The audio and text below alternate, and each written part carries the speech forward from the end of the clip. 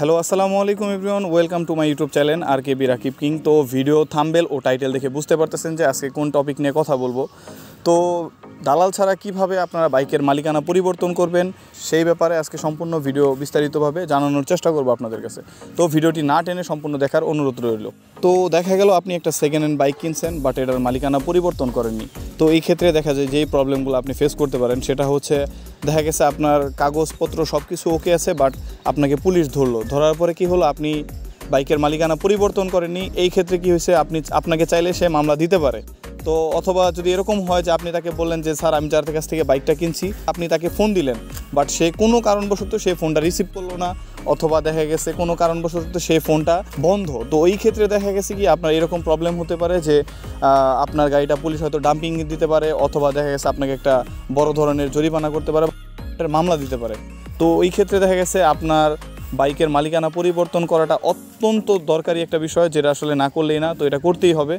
তো মালিকানা পরিবর্তন করার জন্য যেসব কাগজপত্র লাগবে, যেসব ডকুমেন্ট লাগবে, আমি পুরো সম্পূর্ণ ভিডিওটি দেখতে থাকেন, আমি দেখানোর চেষ্টা করব।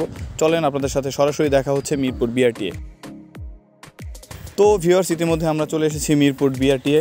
তো এখানে আসার পরে অবশ্যই যেখানেই বাইকটা রাখুন না কেন, অবশ্যই সম্পূর্ণ সেফটি দিয়ে বাইকটা রাখার চেষ্টা করবেন, কারণ এখানে বাটপার সিটারের কোনো অভাব নাই, কারণ এখানে চোর প্রচুর। তো অনেক সময় ভালোভাবে লক টক না করলে দেখা গেছে আপনার বাইকটা এখান থেকে চুরি হয়ে যাওয়ার সম্ভাবনা থাকে। বাইকের যে লকগুলো, এগুলা না করে কোথাও যাবে না, কারণ এখানে যেহেতু অনেক সময় থাকতে হবে, বিভিন্ন জায়গায় দৌড়াদৌড়ি করতে হবে কাগজের জন্য। তো এই ক্ষেত্রে বাইকের লক বাধ্যতামূলক করতেই হবে। তো ভিউয়ার্স, আপনার শখের বাইকটি লক করার পরে আপনারা চলে যাবেন মেইন গেটের দিকে। তো এখানে যাওয়ার পরে দেখবেন অনেক লোক বসে আছে, যারা মূলত বাইক নাম ট্রান্সফার করার জন্য যত কাগজপত্র ফাইল রেডি করতে হয়, তারা আর কি মূলত এই কাজটা করে থাকে। তো এই ক্ষেত্রে তারা দেখা গেছে 2000 টাকা 1500 টাকা এরকম চায়। তো আপনি কি করবেন, তাদের 1000 টাকা দিয়ে সম্পূর্ণ ফাইলটি তাদের থেকে লিখিয়ে নেবেন। তো ভিউয়ার্স, এই ফাইলটা রেডি করার জন্য আপনাকে যেটা করতে হবে, বিক্রেতার 1 কপি ছবি প্লাস হচ্ছে ভোটার আইডি কার্ড, আর যে ক্রেতা তার 2 কপি ছবি আর ভোটার আইডি কার্ড, আর গাড়ির ট্যাক্স টোকেন থাকলেই মোটামুটি আপনার বাইকের যে ফাইলটা সেটা কমপ্লিট। তো এই কাজ শেষ হওয়ার পরে আপনাকে পরে যে কাজটি করতে হবে সেটা হচ্ছে ব্যাংক ড্রপ করতে হবে। এর জন্য আপনাকে সরকারি যে একটা ফি, এটা দিতে হবে হচ্ছে 3745 টাকা। তো অনলাইনে এই টাকাটা জমা দেওয়ার পর আপনাকে চলে যেতে হবে মিরপুর বিআরটিএর ভিতরে। তো সেখানে যে বাইকটাকে একটি সিরিয়াল থাকবে, সিরিয়ালে আপনাকে দাঁড়াতে হবে। তারপর বিআরটিএর যে অফিসার, সে এসে আপনার ফাইলটি চেক করবে। তো ভিউয়ার্স, এখানে মোটামুটি আপনার দ্বিতীয় নাম্বার যে ধাপটা সেটাও শেষ।